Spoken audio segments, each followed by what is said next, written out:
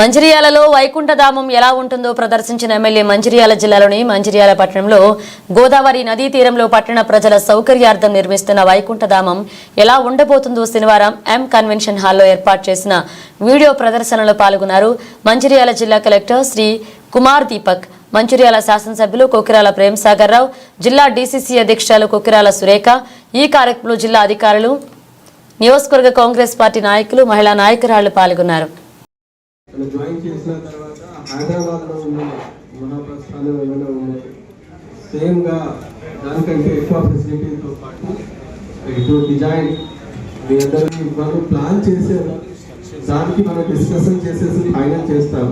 కానీ దానిలో ఫెసిలిటీ ఎలా ఉండాల్సింది అంటే మల్టిపల్ బర్నింగ్, అన్ని రకాల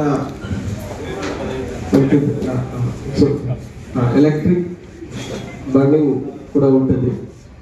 దాంతోపాటు గ్రీనరీ, క్యాంటీన్, అన్ని రకాల రిచువల్స్ కోసం స్పేసెస్ అండ్ ఒక పర్సన్ ఈ లాస్ట్ రైట్ అంటే మన హిందూ ధర్మపరంగా rite from birth to last అన్ని రకాల సంస్కారం ఉంటుంది. లాస్ట్ రైట్ అంటే దట్ ఈస్ ఇంకా ఏమైనా మోడిఫికేషన్కి అవకాశం ఉంటుంది. దానికి చేసేసి ఫైనల్ చేసేసి ఆల్రెడీ శాంక్షన్ ఉన్నాయి, ల్యాండ్ ఐడెంటిఫై అయింది, మైనర్ కరెక్షన్స్ చేసుకుని